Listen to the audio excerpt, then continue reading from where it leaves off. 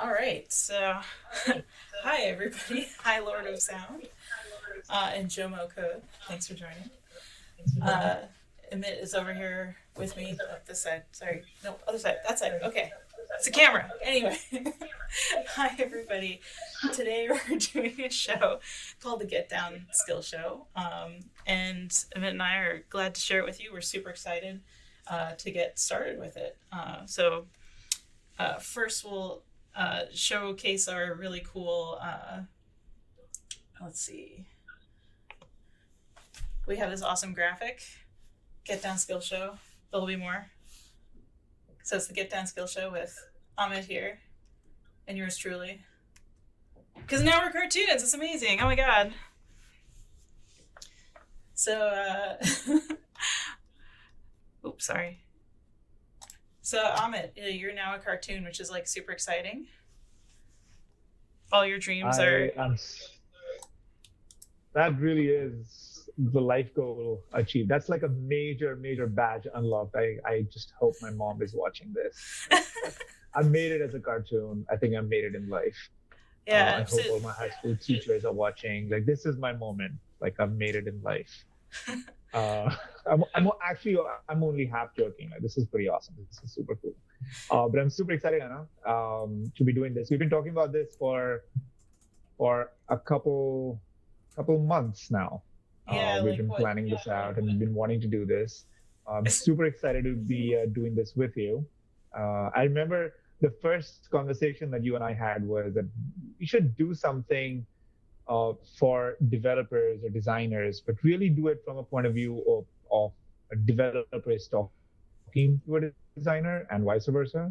Because that's the real deal. That's how it actually happens. And you may have the developer designer personality, you may have a split personality, but more often than not, you will eventually work with a developer or a designer to get your major breakthrough skill idea that you may have. So that's was the intention where Anna I started talking about it, and hopefully we'll deliver on that. What do you think, Anna? Yeah, I mean, I think we started out with what kind of mischief could we get into. So I think mischief has been managed so far. A That's little Harry good. Potter reference there. So yeah, let's get started with this whole shebang. So you talked a little bit about this. We want to make a high quality skill that keeps folks coming back for more, and that seems to be the big question we've been getting. I got this often at reInvent. I did a chalk talk about how to use situational design and some examples from really simple ones like the cakewalk course to a really complex one. In fact, it was Allison Atwell's design, who she will be a guest speaker on this show in January, and she did a skill called Nomads. If you haven't Mhm. played it, it's awesome. Just FYI, your character could die in the game because it's actually kind of hard. But it's actually a very complex skill that uses situational design from start to finish. So yeah, so part of our skill was, we were kind of bumping our heads together, thinking like, what kind of skill do we want to make? Like, what would actually keep people coming back for more? What would be interesting? And I think we had a couple of different ideas. I think we thought about games. We thought about, because we were talking about gamification techniques, we were talking about, what is a habitual like life hacking skill. We couldn't really Mhm. really land on something until we're like, oh, hey, New Year's is coming along. We should go make a skill for lazy people who need to exercise. So that's kind of the skill manifesto here is the way we kind of think about when we want to build a skill is Amit and I sat together and we thought, what is the basic foundation of this skill? And mine's a little snarky, but essentially it's getting you to do at least some movement and not feel negative about yourself while doing it, that you actually accomplish something during the day. And that's something like really powerful and it's something really easy. So keeping the motivation up and keeping the ability so everyone can do it. So that's kind of how we got to this skill manifesto. From what I remember, I think you were saying that you wanted to do push-ups for a while instead of squats. Like you had a bunch of different exercises I that I had no idea about. Yeah, I did. So for me, it actually started off as I wanted to do more push-ups. I hate doing squats, which maybe perhaps that's another reason we need this skill, because I need to up my game on the squats. Uh, but this is another one of those things, Anna, where we talked about like, okay, what is the MVP here? Eventually, we would like people to have a bit more flexibility on what is the exercise that does uh, that you actually want to do or you want to track, and maybe there's more than one exercise that you can do. But we started off with thinking of the MVP, and then Anna talked me into doing squats, which I'm totally into it. So my hope is that this skill will actually get me squatting more, which goes back to the previous slide that Anna had. How do we get people to come back to this skill? And we'll talk a little bit about that. We have some, and I want to call them maybe not principles. I want to call them hypotheses. We have some theories that will hopefully make people come back to this skill. And a lot of this will go back to, okay, we're going to launch this skill, and that's the real deal, right? We are actually going to launch this on the skill store, and then go back and tweak it and understand what is working, what is not working, and are people really doing what we think they'll be doing, which is a lot of the problems that every skill developer, every skill designer runs through. Yeah, so you're kind of going to see the pain points with us. Like, you're going to see us. See how that goes. Yeah, you're going to be seeing us, like, either we'll succeed or we'll fail here in essentially publishing this skill. There's going to be a lot of trial and error here because you're seeing us from scratch make this. And that's what's so exciting about this show, is you get to kind of follow along with us. So kind of going back to while we were thinking this out, like, what were we going to do? You like push-ups, I like squats. I don't like squats. Like, literally, I'm good at downs, not ups. So that's why I pick squats, because everybody can sit in a chair. But the main question is, when you're designing a skill, who is this for? Pretty much lazy people like yours truly. I think going to the gym gives me hives, actually. And I'm definitely scared of gym bros. So I thought, okay, well, Alexa can keep you in your house. Everybody has this really insane resolution every year of trying to get fit. But most people don't actually make it even to the end of the month with that resolution. So maybe toning down what that resolution actually is into something that's more like that you can accomplish may be better. And my reasoning for that is we're going to go a little bit into human behavior, but essentially everything on this planet pretty much has evolved to be lazy. The more energy you can conserve, the more likely you are to survive. Now, in our modern era, that's something that we don't need to take into consideration unless, I don't know, you're hiking in the woods or something. But it's something that you need to consider, that people will not be motivated to do movement. So how do you make it easier for them and keep them in a positive frame of mind? So I did a quick outline of our workouts and our goals. So because this is a workout skill, we're going to be talking about daily workouts. If this was a game skill, we might be talking about daily quests or different tasks, or finding out how far the hero has gotten. Maybe if you are making items, how many items have you made in the allotted time frame? So that's kind of like daily items you should be thinking about when you're building a skill. For us, we're going to be welcoming the user back, being like, hey, awesome, you came back. Step 1 accomplished. And then we'll be giving points out, right? So you had been talking a little bit about kind of like badges, point systems. There's like a whole slew of things that we're considering for this skill. But anyway. Absolutely. Yeah, it's kind of like we were also thinking like a social element, like street cred, like I remember Fitbit has badges, and then if you do what is it, like a challenge with other people, they can see your badges that you earned for that special occasion. So that might be kind of like something fun to do as well in here. But essentially the goal is we welcome you back, we give you a task, and then we play some funky beats while you're doing that task. So you will also try to see us adding in music to this skill, which kind of difficult. A lot of people have been asking, how do you do this? Not just sound effects. and we're going to figure it out with you. So that sounds like a lot of overhead. I'd love to, Amit, get your opinion as a developer of like, does this seem something that's doable for you? So let's read through this. The daily workouts, Alexa welcomes and gives you a task. That is totally doable. And we'll run through the script that we have in a bit. But yeah, so the idea is that Alexa's going to welcome and then give you a task, which I'm guessing, Anna, you're going to start them off really slow with maybe one, maybe half a squat. Is that a thing? No, I mean, can I start you gotta do at least one. You gotta do one. It's a trial squat. All right. Okay, so we'll start off with that, and then so what we have to do behind the scene is I'm just running this through is that we need to keep track of the number of squats that people have done on a daily basis, and then also keep a cumulative count of the squats they have done, and then try to see if they are progressing, and then keep them up to date with badges and stuff like that. So we can totally start off with the MVP of giving them a task and then storing that somewhere in a database. And then funky beats, I love that. So we'll give them, 30 seconds, Anna, is the plan?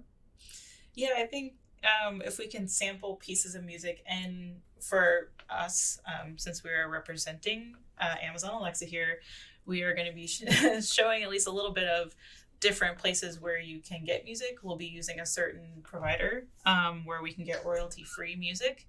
But if you are a composer, like you want to try out the new AWS Deep Composer, you have a MIDI keyboard, that would be something really cool where you can essentially build music with an AI and then add it into your skill. I have no idea what the quality is like because I haven't used Deep Composer. But again, if you make your own music, you can always add that in, and that's not a certification issue. For us, though, we need to make sure that we, kind of cross our T's and dot our I's and make sure that legally that, the composer that we pay them and they get, their due. So there's a whole bunch of certification things with that, and also making sure that when we sample the song, we sample the right places as well.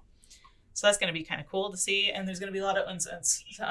So I just get used to that. Maybe we'll throw in some other tracks, maybe some public domain stuff that we find, which you would be able to use as well as, a developer. You could, throw in some Mozart. He was hot back in the day, right? So you can always do that as well. Yeah.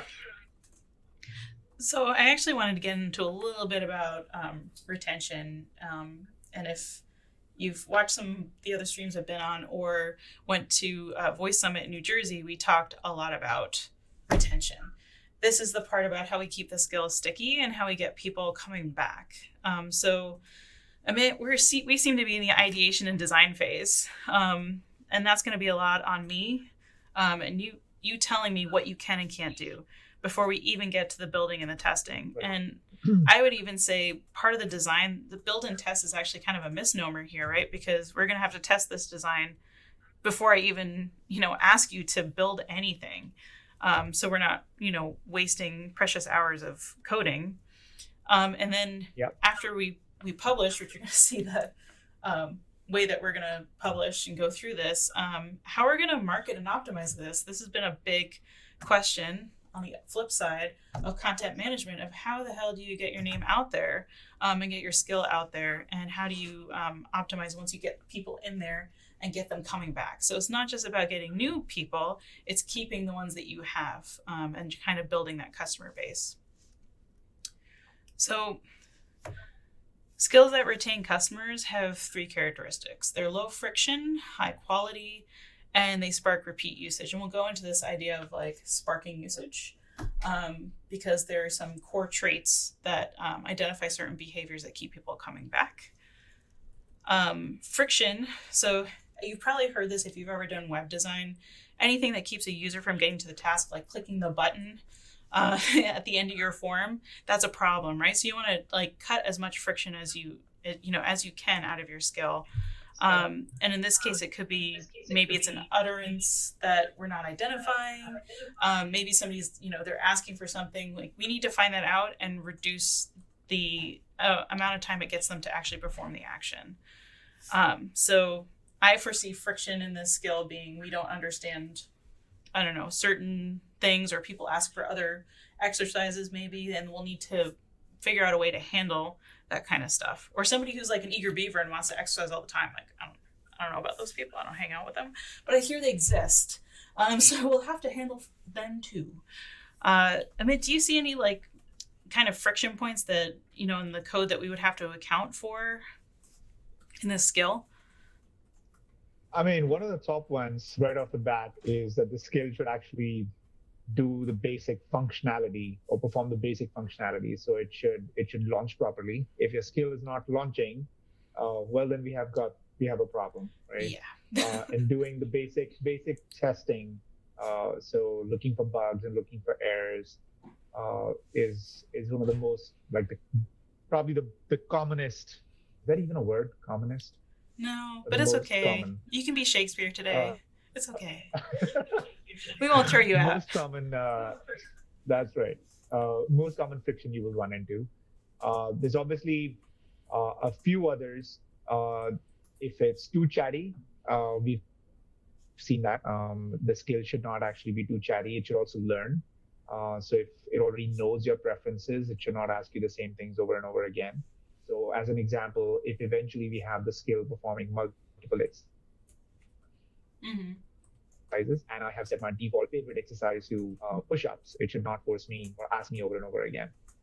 Right? And we'll obviously look at a few more things, but you should always be looking at, like Anna said in the previous slide, it begins in the ideation phase, but it's a continuous process. It's a cycle that should never end, and you will receive a lot of feedback even from the users. One of the most I don't know how many people actually realize this, but you should always be following your customer reviews. You'll be surprised how much really good feedback, especially related to friction, you'll get. Like, this just is not working, or I thought it was going to do this, but it takes 5 turns to get to that point. You know, things like that. So you'll always keep a lookout on that and always be improving. Yes, and as my father likes to put it, somebody will always find a way to hoist you by your own petard. So if you think it's going to go one way, they'll find a way to do it another way and show you up, which is a good thing in this case because it's a learning experience. So I'll talk a little bit here about motivating human behavior. So we talked about, you know, you were mentioning somebody might have a different way of asking for something, or they're asking you for something completely different. That's somebody who's actually motivated to, you know, give responses and keep going. However, quite a few people are not. So in this graph, this is actually from a Stanford professor who essentially, Professor Fogg, who made this behavior model. Essentially what it's saying is on the y-axis, you have motivation, you have ability on the bottom. Anything under that curve, nothing that you do will work. So no prompt that you have will get people to actually, you know, get up and do something. So we need to make sure that people have high motivation and that the task is easy enough to do. So the ability that anyone can do it, or anyone of a certain physical capability can do it. That's also something we should probably consider as well. You know, folks who, you know, may have mobility issues, but for most of the population, we need to make sure that it's easy enough and it's fun, and that will make sure that their motivation is high. So you talked a little bit about the in-skill friction points, right? Those functional bugs, the usability, invocation. And poorly crafted prompts, that's kind of on me, right? Like, so as the designer, I have to figure out what that language is going to be, who's using this skill, looking at, you know, once we do launch it, the intent history, and seeing, you know, maybe a bunch of people from the Midwest are using this. And, you know, I say soda, they say pop, or vice versa. And I need to understand some colloquialisms. So that would be something I would have to add in there as well, kind of like slot values for the stuff that we're creating. And some of these external factors we'll talk about later in this series. So that has to do with the marketing, right? So making sure that, you know, everything's on and working, that's kind of goes into the product availability, you know, kind of any changes in marketing. we're not going to be doing voiceover, but if you were, like, for example, the Geico Gecko, if they suddenly change his voice, it would be really disturbing, actually. It really disturbs people when you change voice talent. So you have to be very careful when using it, but it can be very powerful for making a new character that really stands out from Alexa. And if you don't have a voiceover actor or actress, you can always use Alexa Poly Voices to distinguish Alexa as the voice of the UI, and then having character voices who play along in the game, or, you know, whatever your skill is.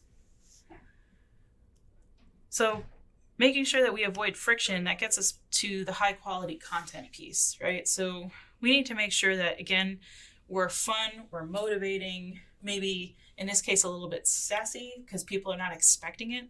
Things that kind of increase delight and engagement are things that sometimes are out of the blue. They're a little bit surprising, but surprising in a unique and fun way, not like a nasty surprise.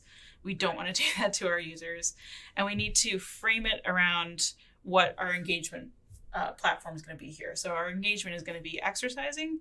So I'm foreseeing Alexa being kind of sassy when you don't do anything, or you decide to be lazy that day, or having her incentivize saying, hey, if you do the extra work, I'll give you X amount of points, or you get an extra badge for being an eager beaver. So something along those lines as well could be another way to motivate that's unexpected, right? So right. One of the parts about content is here I'm kind of showing the life cycle, right? Like it's day 1, we say to day 100 plus. You're not just going to build this skill and then walk away from it. In fact, we've seen quite a few people do that, and it's unfortunate because there's so much more that you could do, that you can expand, that you can build upon, that users will be asking for, and that you need to keep them engaged with, either changes to your free content or adding in-skill purchasing, for example. So that content needs to be essentially framed around what you're going to do with it and how you're going to revise it and market it and maybe add some seasonality or other stuff. In fact, I'm going to show you the slide just without our talking heads so you can read all of that good knowledge. But yeah, so, I mean, how do you see us, we're going into January, we're trying to hit for exercise, New Year's resolutions. How do you foresee the maintenance is going to be on this skill? I mean, it could be a lot, actually. Yeah. So the plan is that once we're done with these 5, by the end of this 5th one, we'll have an MVP of sorts that we will launch into the store, and then we'll be looking for feedback. And there's a few things that we'll, if we have a chance, we'll show you in this episode or maybe next one. But there's some analytics that's available inside the skill that we'll be measuring to see how the skill is performing, if there's certain things that people are saying and our skill is not handling that. We'll be looking for fixes, but also new requests and features by just observing what the intent history is looking like for our skill. So one part is going to be just making sure, hopefully before we even launch it, all our functional bugs are in place. But again, as any developer knows, there's always something that you missed. So we'll be looking for those. But more than that, I think we would also be looking at making sure that the prompts that we have is getting people to do what we expect them to do. And that, you want to talk a little bit about that, Anna? Or what things we'll be doing before we even launch? Yeah, so we're going to have to do quite a bit of... We don't have any of those things in the conversation design itself. Yeah, we're going to have to obviously test a lot of this and make sure that we get it right even before you start coding in the dev portal. Actually, I want to go back a little bit because I see some interesting chats happening in the chat room. Yeah, I love the Russian voice too. And what was really funny was when Ozzy recorded a few developers we have here who are Russian. So they were kind of like, oh, I don't sound like that. And we're like, no, you actually kind of do sound like that poly voice. Just a little bit, but you're not villainous, so that's okay. But yeah, so one of the questions was, I assume character is not long lasting, so users don't need to remember voice to a persona, talking to another person in the group. that can happen. You can have like what would essentially be in a video game a non-player character that you just have, randomly in there, and then you can change their voice again. Or if you have a long-standing character, that's when you do want to have the same voice and you want to keep that consistency. We love consistency. And when we don't have it, that can be jarring. But that could be something that maybe you have a horror skill, like you have a horror story or something that has these kind of like jump scares or something that changes. That unnerving feeling could be to your advantage depending on your content. Anyway. So part of the thing. That's interesting. Also, yeah, sorry. Sorry, Anna.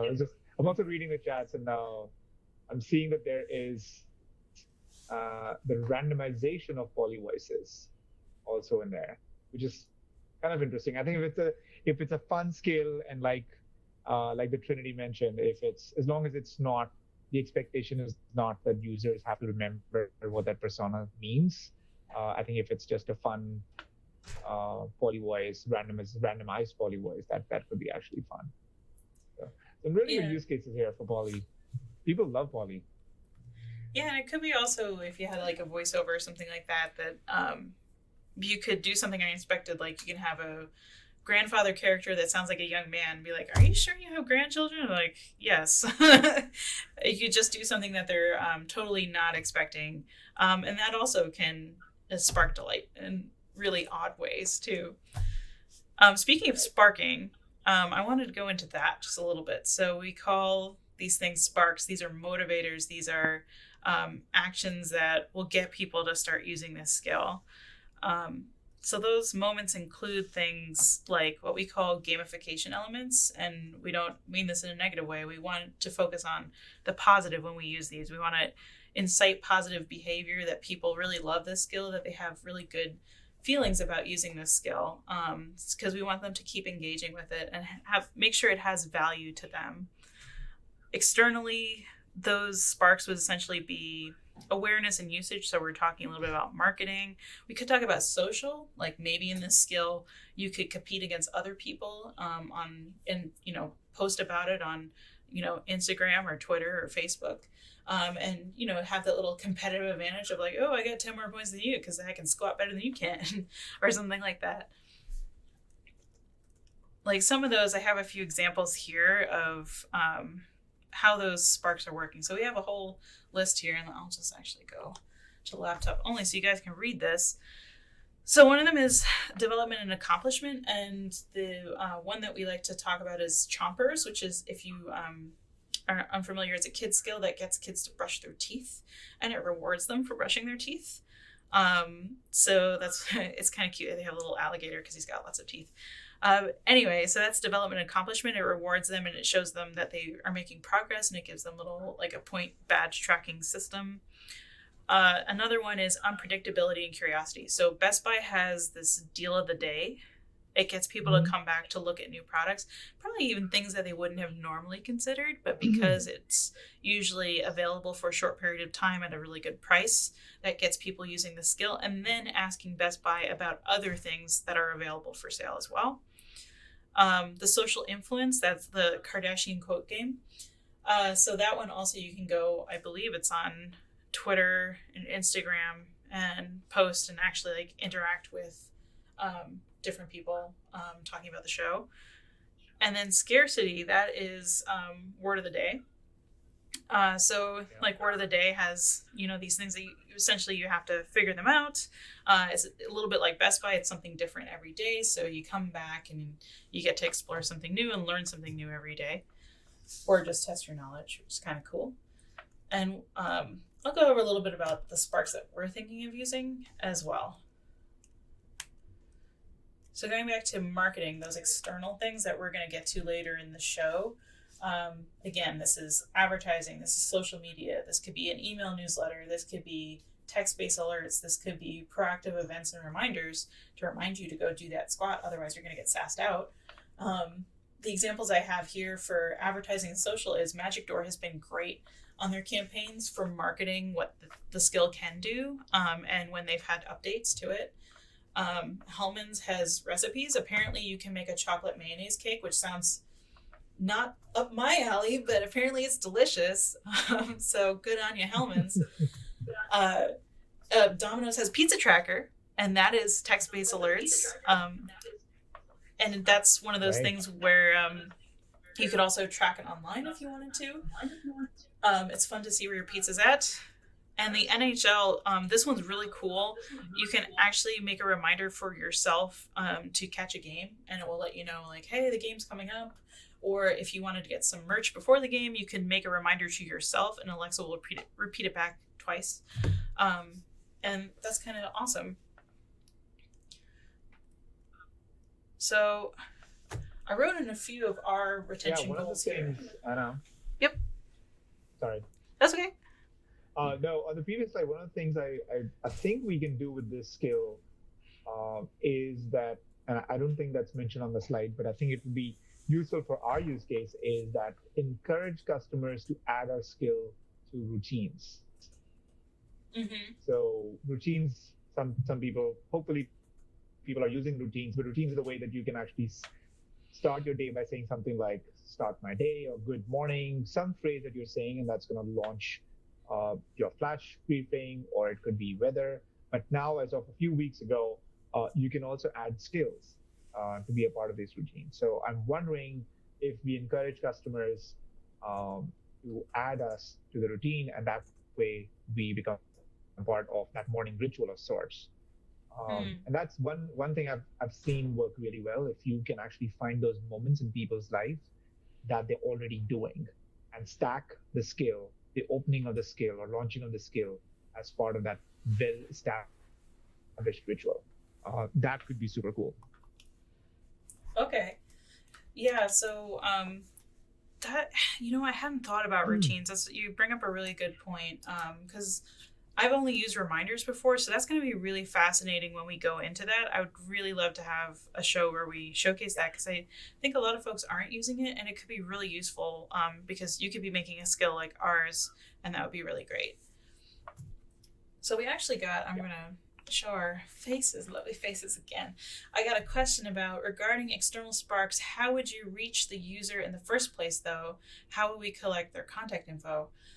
So that is definitely something where, we could we just ask them. We could do account linking. We could ask them for emails and share that through the app. Remember, this is private, right? To get their texting information and their email information, right? So you're going to send that to app. You never would say that aloud. And if they agree to it, you could say, you would probably put in a little value add. So in that home card that you would put on the app, just say what you're offering and why you'd be taking that information. And people really want you to be transparent about what you're going to use it for and not spamming them. So also with emails, especially after the whole Can Spam Act, you don't want somebody putting you into the spam folder. Definitely say how many times a week or how many times a month, and then what essentially you're going to offer. So Hellman's has been successful because they say, I'm only going to give you recipes. We're not going to say go buy mayonnaise. We're just going to tell you all these cool things that you could do with our product. And you can decide to opt in or out of this email, and it has a few cool things, and you can go to our website or not. So it's very low key. And I think that's something that you have to consider with email and texting. Do not text storm somebody. They will immediately block you. And that is bad. So don't do that. So external sparks, another question. External sparks can be done for multiple people at a time.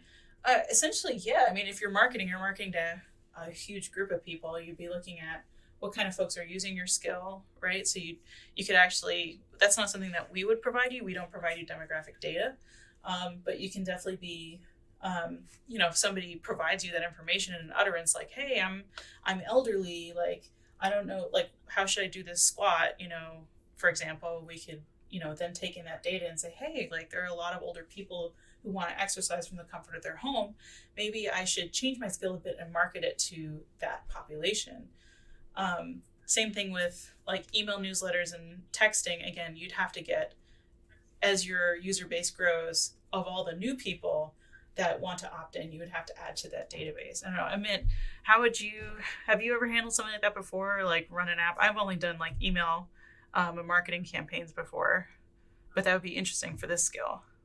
Yeah. So one example that Dylan Zwick. So I gave a talk with Dylan, who is the co-founder of Pulse Labs, which is this analytics startup that you can actually use, and you can do a lot of user testing through them. But one of the examples that he gave in the talk last week I gave with him at re:Invent was that of external marketing was that imagine that you are a tissue roll company, right? So you sell tissue rolls, and as part of your external marketing campaign, what you do is that you write the words Alexa order tissue roll, or Alexa ask whatever the name of your skill could be to order place an order for these tissue rolls, and you put that phrase into the cardboard thing, the wheel that is inside the tissue rolls. As the tissue rolls up, as you approach the last square of your tissue, you actually see that on that I don't know what's the word, what it's called, but you basically all the cardboard that's actually that's inside the tissue roll, that's where you write it, Alexa order tissue rolls. And that's a great placement.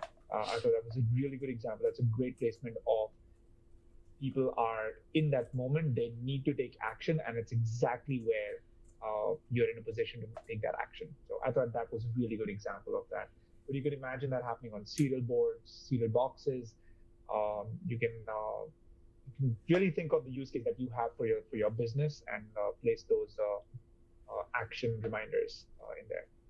Yeah, I for the toilet paper or tissue roll. Again, that's two different ways to talk about the same thing. For me, it would be a really great way for bathroom humor to sneak into those toilet rolls. Don't have a square to spare? Ask Alexa, because maybe she can spare one. All sorts of bathroom humor. I often see all sorts of like political jokes, which we won't mention here, but you could have something like that on your toilet paper as well. So a joke and then getting people to buy again, that's actually great product placement. So yeah, if you do have a product like, Domino's, for instance, they could have, an advertisement on their box saying, hey, like, if you didn't order through Alexa, this is a great way to like just tell her, get my pizza, and they will send you a pizza. So that would be really cool too. Yep. Yeah. So there's the question about using proactive events API and reminders API and what the difference might be. So I think that Joe already explained the proactive events, which is the proactive events API is really a notification API, which can send notifications to your device or to the customer's device, and the yellow ring lights up, much like if you have a shipping that's arrived, or you have some kind of other notification that any other skill has sent. But that's really what you would use.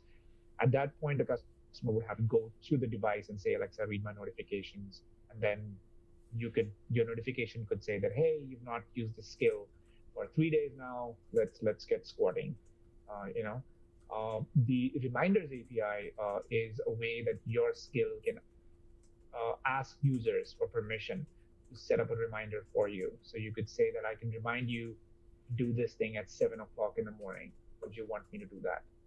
And that's another great way to get people to come back to your skill.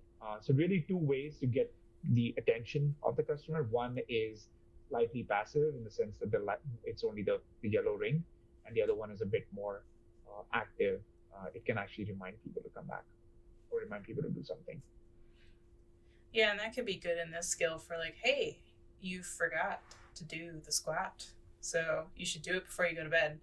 Or have it do multiple reminders where, essentially, hey, you asked me to remind you, so I'm reminding you multiple times that you should do this, because otherwise 10 points, are docked for Gryffindor here, like Gryffindor meaning you, that, you're going to lose out, right? You're going to lose your stats. And actually, this brings us to a really great point about some of the goals we're going to hit retention-wise, right? So that part of, hey, you're going to lose 10 points, that's a little bit of loss and avoidance, right? Like, I don't want to lose my stats, right? So, having that reminder telling me to do it will help me keep my status where I want it instead of having to rework back towards the place I already was. social influence, like leaderboards and competition.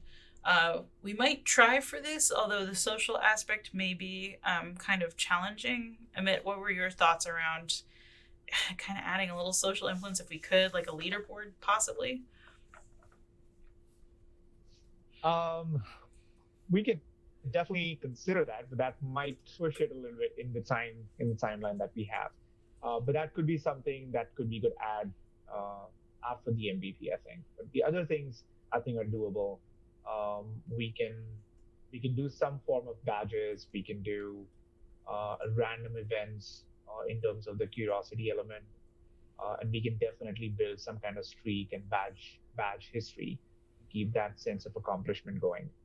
Um, Social influence, yeah, I think we'll have to think a little bit about how we are actually putting all the leaderboards and the competition stuff. But that might be a little more. That may need a little bit more time.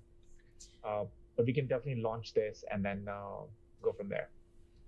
Yeah, I'm almost thinking. I remember It's blueprints. always good to have this list though. Like we have a pretty Yeah, expansive list, and yeah, we'll run through these.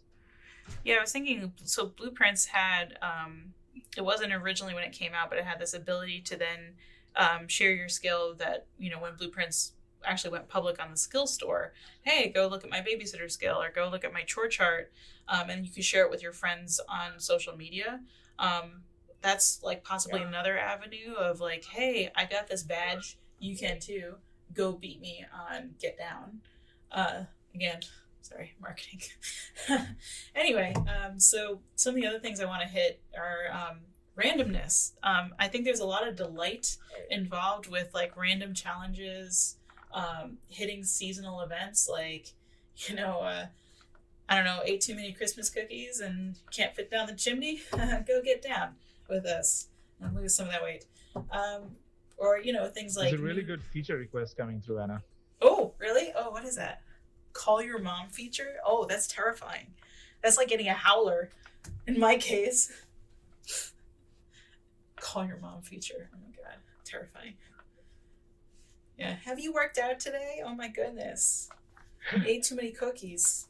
A minute on the lips, a Oh, lifetime on the hips. Anyway, so hopefully it won't be a back to random those. feature where my mom randomly calls me because that happens now and it's absolutely terrifying.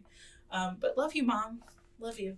Um, some of the other stuff that we love to do is just the accomplishment part, right? So part of that loss and avoidance, making sure we don't lose our accomplishments and that there are certain badges that you would never lose, that like points you could lose, like or levels you could lose, but there's a certain kind of milestone marker that you would keep always in your stats. Fitbit does this really well with lifetime steps. You've walked so far that you walked completely around the moon or something like that. Like that's really cool. So that is a really great way to motivate people and say, you've come so far, please keep going with this activity. But yeah, so I think we're at the time now where we should talk a little bit more about design time for you. So for me this week, Let's do it. yeah, like for me, this is going to be more about figuring out our designs, right? So that's going to be outlining the happy path, right? So that's everything goes right, which you would hope would happen, but doesn't happen all too frequently. The first time they enter your skill, how you're going to introduce it. This could also help you with essentially your help prompts. So like if somebody says like something that doesn't fit, right? Like pickles. I don't know. You could say, hey, like I can't help you with pickles, but I can help you do squats. So do you know how to do a squat? So something like that. Maybe encouragement, or in this case, sassiness with your tasks. So encouraging them to do one and then goading them to do another. Tracking and scoring. We may not get to this part, but at least with the happy path, I definitely want to show, first time, a welcome back, encouragement with tasks, and then people who don't respond. This happens a lot, and it's definitely something you should definitely have in your storyboards. So the first part of this is a film script, which we will have in our resources. We're going to have a GitHub up, and in fact, I'll show that to you right now. So you can find all of our episodes on alexa.design/get-down-skill. We'll have all of our information up there on our GitHub repo, so you can find the script that I'm going to be working off of to do our situational design. So in situational design, we take what essentially looks like a film script between the user and Alexa, and then we're going to be making turn-by-turn scenarios. So one turn is the user says something, then Alexa says something. That turns into a card that we're going to stack into storyboards. And each storyboard represents a likely scenario, right? So we're trying to hit most of the use cases. You could try to hit all of them. It's probably impossible, but you should just get a good sense of where your skill is going or how you want to incorporate like a new feature, let's say. After that, you're going to take variations on those storyboards. So let's say all your welcomes, you can just kind of group them together, which if you ever did Nomads, that skill, Allison grouped all of her different types, essentially, hunting, fishing, those were all different categories that she grouped into her situational design boards. So she could just hand those cards off to the developers and say, hey, this is everything that maps to this intent. And here's all the variations I want, and here's like a seasonal challenge that I want that maps to this, let's say, fishing intent, for instance.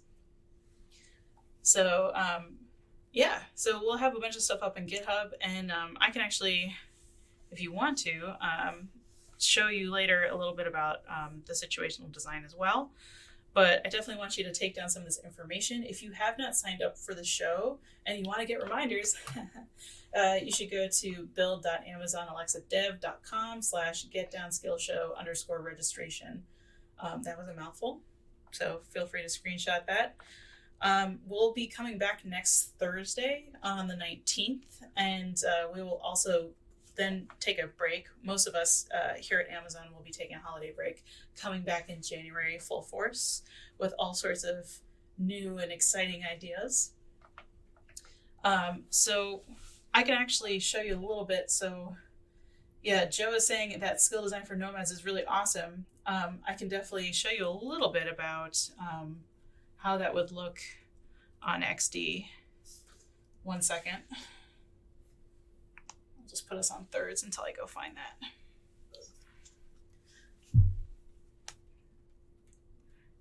Anyway, Amit, how does that sound? I think we have a lot on our plate for the 16th. Yes, we do. We do. I'm really excited. I think what we'll do next is maybe we'll give you a preview of what we're going to do in the next episode. And the next episode is going to be about bringing you a script, which is really from a designer, and Anna will probably talk more about this. But from a designer's point of view, that is really the first step. You have this idea, and then like for people who have done mobile and web design, a lot of this actually goes back to that. You're doing some really quick, agile mock-ups of sorts. And I don't know what people use now, but back in the day when I was doing some mobile or web design, I would do something like that on a piece of paper. And I still find like doing those things on a piece of paper is like really quick, the quickest way for me to go and do that. But when you're doing voice design, the first step could be, and again, this is not set in stone, but the first step I find really useful is just doing a quick script and then translating that into some kind of designs. And Anna will talk more about that next week, but we call that situational design. And how do you go from the script and then translate that into a situational design and then hand that off to the developer who can really understand that and translate that into code for your skill. And so what we're going to do in the today and in the next episode, we will try to narrow down the design from a script and also the situational design point of view. And then I'm going to take that, Anna's going to give me that, and I'm going to take that as my homework and start repping on the skill. And we decided, or I was really keen to do this in Python rather than Node.js. I may get some hate mails for that, but I thought that given that Python is relatively new in our stable in terms of the Alexa SDK age, I figured we should have try to get to a little bit of parity and give a little bit of love to Python. I'm also trying to up my game in Python, so that was also another incentive for me to do more stuff in Python. So I'm super excited of taking all of the Anna's scripts and designs, and then doing a little bit of arguing with Anna on why this thing is not working the way it's supposed to. Well, this makes no sense. Regular developer designer banter, which we will really have a lot of fun with. But yeah, so I'm excited. I'm excited to work with Anna on this, and hopefully, if you have suggestions, Anna, how do we take suggestions from people? So, I mean, during our episodes, if you have any questions or you've been following along, definitely jump on the chat and we will definitely get to you in the order that it was received. You can also reach us on Twitch. So not just our own, Twitch and Twitter. So on our Twitter handles, which I have up here, you can reach us directly. You can also, if you don't feel like posting it publicly, you can private message and we can help out with that. But we definitely encourage you to come along because you're probably not the only person asking that question. And a lot of people would benefit from it on the show as well. But yeah, it's funny you mentioned Python because years ago when I first heard about Python, I literally thought somebody was talking about wrangling snakes and I was very scared for their life. Until I realized it's a coding language and doesn't actually involve animals, which is probably good for your sanity at least. But I can actually show you really quick. So I'm going to do a little bit of cooking show here where I pre-baked the turkey for y'all. So let's see if we can get this. Doop. And with the magic of television, we have, I started to do the script. So sorry, I jumped ahead, folks. I couldn't help myself. I just love writing dialogue. So this is essentially what a script looks like. And very much like a film script, we have at the top our situation, which in a film script, that would be the scene. And then we have, the characters, right? So their dialogue. So the user is saying, hey, Alexa, open, get down. In this case, it's their first time. That's our situation. So Alexa's going to say, hey, welcome to Get Down. In 30 days, you'll probably not have a butt that's Kardashian worthy, but at least you'll be able to do some squats. Do you know how to do a squat?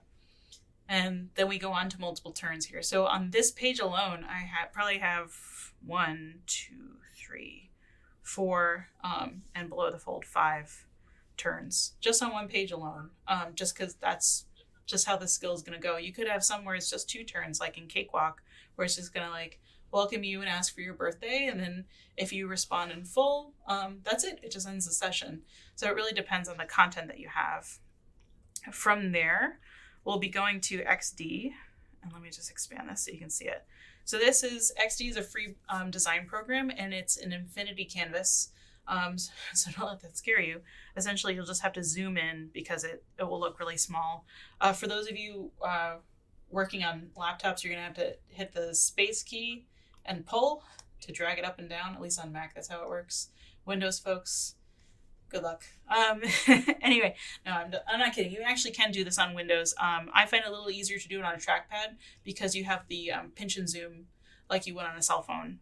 So I'm just going to zoom in on this. Let me show you this template. So I have a few templates for you guys, and this is available on GitHub.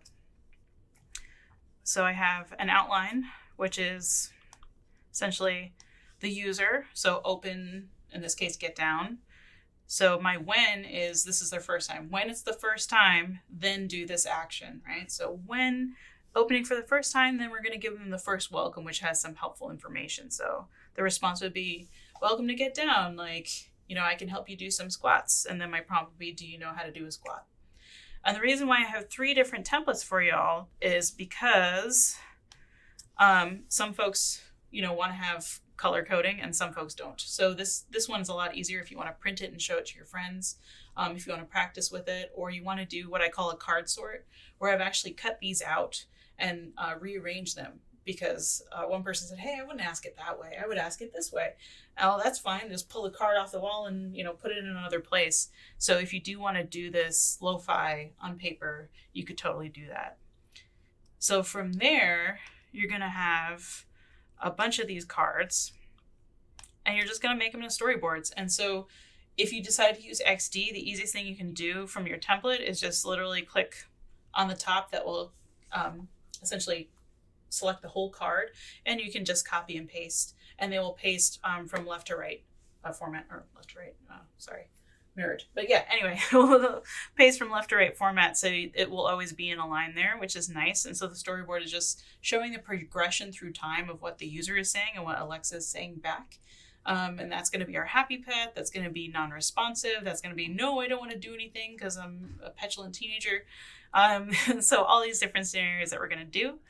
And then after we do a few storyboards, then we're going to go into this deck of just a bunch of different states, right? So I've made a very basic deck here of what I think, generally everybody will have these topics.